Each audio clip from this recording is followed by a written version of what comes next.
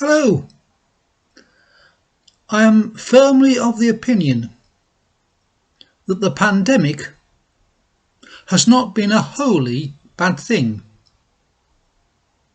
It has made us make heroes of the people who really are heroes, our medical staff and carers, while the vacuous tribe of celebrities have been pushed into the obscurity which is their rightful place.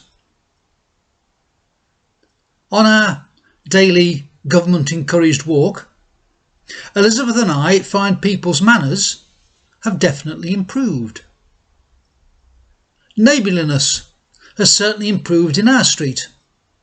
The VE Day celebration went very well, and were it not for the new rule of 6, we'd be having a Macmillan coffee morning later this month. Of course, now we can't. The next important good thing to be achieved is the discipline of the young. The discipline of the young has been taken for granted in all societies. St. Paul writes in Hebrews chapter 12, "We all had human fathers who disciplined us, and we respected them for it." He's talking here in the context of the discipline of God, a discipline which is based on real and deep love for us.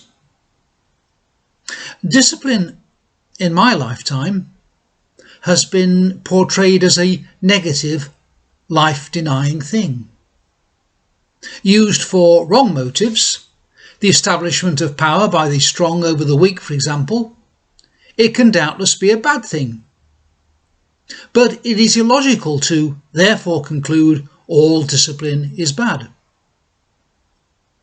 The main beneficial effect of discipline is to release us from selfishness.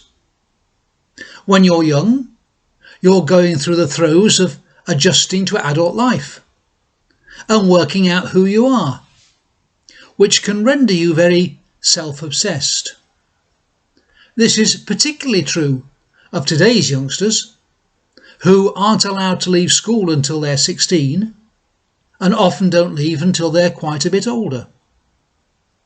The generation we've recently finished burying left at 14 and entered the adult world, where discipline was a part of life, like it or not. It helped them grow up. The week before last came up with a crop of pandemic statistics which point the finger at the young as being selfish and irresponsible. Here's one. On the day that the shops reopened, that's June the 15th, 25 people in every 100,000 were infected in the 80+ age group. 8 people in every 100,000 were infected in the 60 to 95 age group, 11 in the 40 to 59 age group, and 13 in every 100,000 in the 20 to 39 age group. In other words, at that time, the virus was still busy culling the old, frail and vulnerable, while the rest of us were fairly equally infected. When the pubs reopened on July the 4th, 12 people in every 100,000 were infected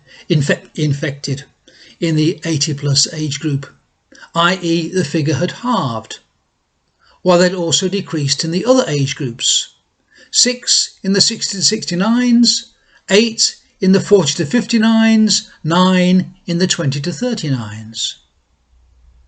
By last week, the figures were 7 for the 80+s, down nearly 3/4 from shop opening day, 6 for the 60 to 79s, level from pub opening day, 3/4 of what it had been at shop opening day, 11 for the 40 to 59s, level with shop opening day, and 23 for the 20 to 39s, about 70% up on shop opening day. In other words, the older you were, the less likely you were to be infected as the summer rolled by. The 20 to 39s were more likely to attend raves or socialise without precaution than the 80 pluses, and their infection rate has gone up accordingly. The second wave has, of course, driven everybody's rate up significantly in the last week. A strange thing happened, though, in the week before last. The young were being called to account by their elders, who, being aware that a good number of them were about to return to university, were expecting them to behave irresponsibly, and had expressed their unhappiness in advance. This was incomprehensible to a professor who appeared on television last week. He couldn't believe that the rest of us would have the bare-faced cheek to question students' sacred right to indulge themselves as and how they liked. One phrase repeatedly said in this discussion was that the young consider themselves invulnerable, which I think is true. I had a motorbike when I was young, and I shudder now at the thought of how I used to drive it. Similarly, to be young is to imagine yourself invulnerable to COVID-19, and too self-involved to take seriously the results of spreading it to others. The young need the correction and guidance of the rest of us. They always have done. Bye-bye.